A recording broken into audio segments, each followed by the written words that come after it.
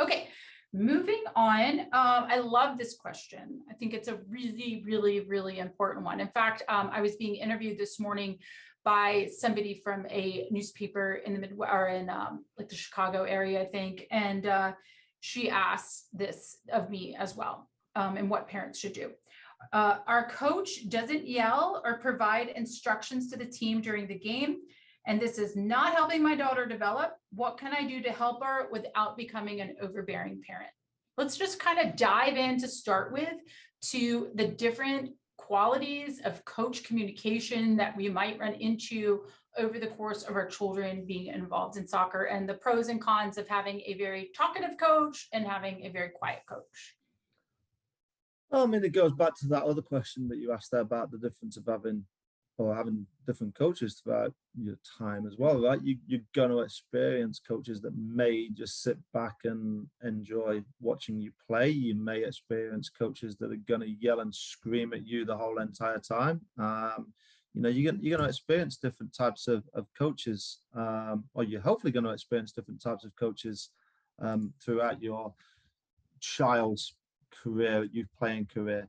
And each player is going to react differently. All right, you're going to get players that may react differently. So again, goes back to the teaching type of things. You're going to get players that are going to react differently. That, yeah, I need to be yelled at to get motivated. I need to be kind of pushed. All right, you're going to get players that are like, I just need you to shut up and not talk to me. You know what I mean? So you are going to get players that are going to want different things throughout the time.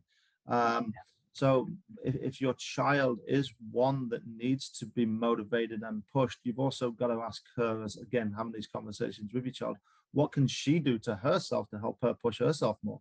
Mm-hmm. All right? What can she do? Why is she needing someone to push her and yell and tell her what to do? I think, we often have this conversation about decision making and whether players are making the decisions, and if players have to make the decisions, and like we're just joysticking them as coaches, and why are we not helping them as coaches? So there has to be some guidance, right? I'm not saying that no, we're just always going to tell players what to do and direct them the whole entire time throughout the 70, 18, 90 minutes or whatever they're playing. But I think there has to be something that you also have to find out yourself, because most of the time, like, when you find yourself out there coaching, and obviously, I'm still coaching, you find yourself out there and you're trying to put some information across, kids aren't listening to you anyway. Mm-hmm. I mean, you can throw out little bits of information, all right? But if you're having to continuously yell and scream and motivate and push the child, my question back to that would be, why is your child not necessarily motivating, pushing themselves? What do they need? Why do they need that? Right? Yeah. Do they actually want to play the game, or do they really want to have somebody just yelling and screaming at them? Yeah, and I guess also the question there is our coach doesn't yell during the game, and it's not helping my daughter develop. Like, whoa. Yeah. Like, yelling during a game doesn't help development. Can we just be very clear about that? Yeah, I mean, the development takes place at the training. Yeah. So I mean, I don't know whether this person's coach allows them to watch the training sessions. They may be one of these people that are a big believer in, that they do all the training session, that do all the information given at the training session. Mm-hmm. I think one of the big things one of the hardest things we always see is we watch the league and we see the coaches on the sideline, like kicking the ball with them every single 90 minutes and like running up and down. It's a different game. It's a different game because it's also a different outcome that, they have to be involved with it. They're emotionally, mentally involved in it because it's their jobs, it's their livelihood as well. And not all coaches are like that either. No. Like, there's some top level coaches that aren't like that too. It comes down a little bit to personality. Yeah, of course it does.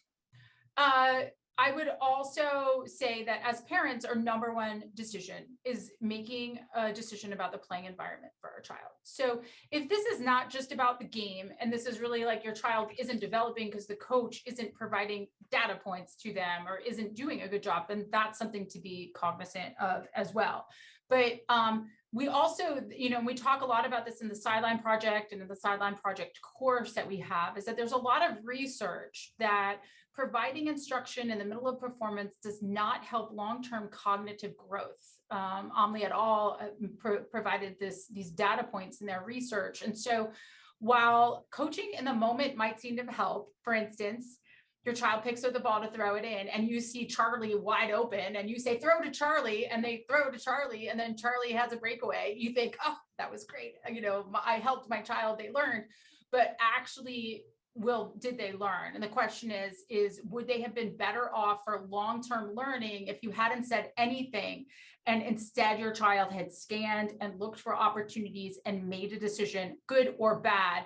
Would that learning happen faster? So, just food for thought. There's really not an answer to that, because maybe you giving that information to them that once helps them look for that in the future on their own without you cueing them. But it's a lot of question marks. I think the biggest question here, or the thought here, is that, I applaud this parent for not wanting to be that overbearing parent. And it's fine. It's hard and tricky to find that space that is okay to help support, guide, instruct, empower, be a part of the soccer experience with your child.